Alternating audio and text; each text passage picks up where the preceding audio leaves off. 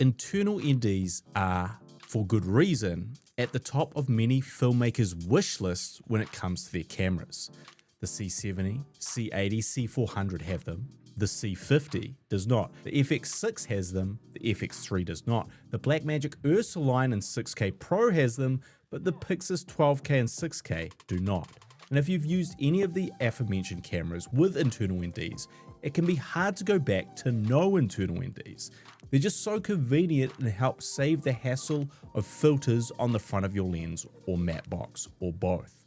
Fortunately, there is a solution to create an internal ND system on cameras that do not have internal NDs, and that is using an adapter between your camera body and camera lens. This adapter then allows you a very similar experience to native internal NDs, and this style of adapter has been one of my favorite accessories over the last 2 or 3 years. I'm talking about the Poco Mofage V1, which I've mentioned almost every single time I talk about rigging out your camera as a must-have extra.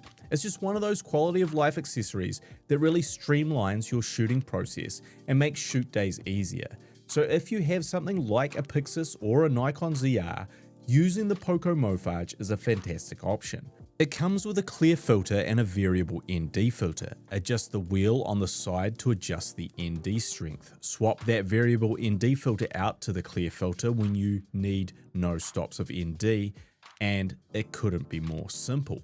This has a PL front, meaning you can only mount PL lenses to it. But part of what was so good about the adapter is that you could swap out the back plate to fit any mirrorless mount. E-mount, L-mount, Z-mount, etc. So when I had Sony cameras, I bought the E-mount backplate. Then I swapped that backplate to L-mount to use with my Blackmagic, and then finally bought a Z-mount backplate when I got my Nikon ZR. If the adapter didn't offer interchangeable mounts, I would have had to buy 3 versions of the adapter instead of just one. So I really appreciated the flexibility of this adapter and the savings this design provides.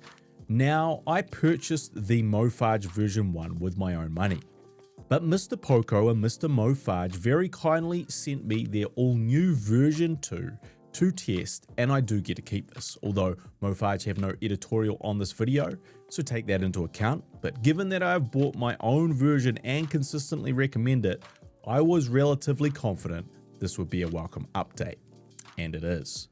So I'm going to try and talk through whether it's worth the update for you, what's new, and who version 2 is for.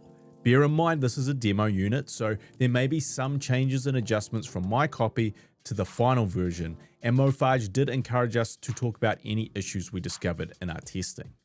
So let's talk about what's different. And the biggest difference is the Mofage 2's size and weight.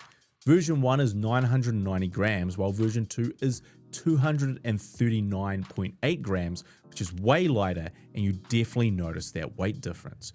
Version 1 of the Mofage definitely felt almost like adding an extra lens to your camera, while V2 feels much less bulky, and you can see the difference in overall size as well. This means that when you're using V2, it feels less like a big add-on and more like just a normal style adapter. But this size difference also solves the biggest problem with version 1.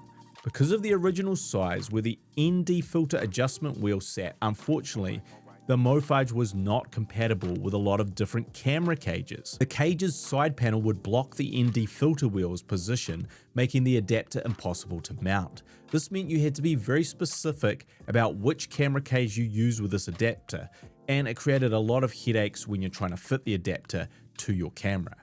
Now we have this minimized version. The filter wheel sticks out much less from the adapter, and it means that many camera cages that didn't work with the version 1 of the adapter should work with version 2. And overall, version 2 is easier to adjust when using these camera cages. Another adjustment that has been made for V2 is the lens insertion depth of 26mm. In practical terms, it means that some lenses that sat deeper in the adapter were incompatible because of the back of the lens would hit the ND element of the Mofage. Famously, some of the Nisi Athena lenses were not compatible with version 1. Now that this insertion depth has been given more clearance, the Mofage 2 is more compatible with a wider range of PL lenses, including the Athenas. So if you are a Nisi Athena owner, the Mofage 2 has now become a viable option. Along with the ND filter and clear filter, you can also add stylized inserts such as glimmer glass. You can also use hard stop ND inserts instead of the variable ND if you want to avoid any color cast, which is more evident when using the variable ND filter. Another new trick of the Mofage version 2 has up its sleeve is an interchangeable EF front mount. This means that you now no longer stuck with just using PL lenses. You can use any EF lenses by swapping the PL attachment to the EF attachment. This is a great addition to the system because it gives you the ability to use any manual EF lens. For a vintage lens enthusiast like myself, anything I've adapted to EF like Contact Zeiss or Elmer at R will now work with this adapter. For me, I can use vintage lenses with the Mofage 2, not just my PL lenses, and this opens the door for much more variety on what you pair with the Poco, so it's another great feature to have. They have also added a lens support mount to the bottom of the Mofage 2. Again, a great practical upgrade so that you can lock your adapter more securely to a camera cage setup and avoid having any wiggle or play when you have the Mofage on your camera. The only issues I've found with the new Mofage 2 is that it does feel tighter for some PL lenses. Specifically, my Julian set was a very snug fit and it was difficult to get them in and out of the adapter. It was totally possible, but you could feel them just barely fitting. The other issue is that although the footprint is smaller and lighter due to this reduction in size and weight, the type of material used to make the adapter has changed and it does feel slightly cheaper than the original in terms of just the feel of the adapter. And the other downside to an adapter like this is at the end of the day, as previously mentioned, if you're using the variable ND, you will get a color cast. This is the inevitable nature of variable NDs, and placing them behind the lens instead of in front of the lens doesn't change this. Looking at these side by sides with version 1 and version 2 of the adapter, I can't really see a difference in terms of the ND filter, so the filter itself is probably exactly the same. So who should get the Poco Mofage version 2? Well, if you don't have a version 1, then version 2 is absolutely worth it just for the reduction in size and weight alone, and the fact that it's easier to mount with different camera cage systems.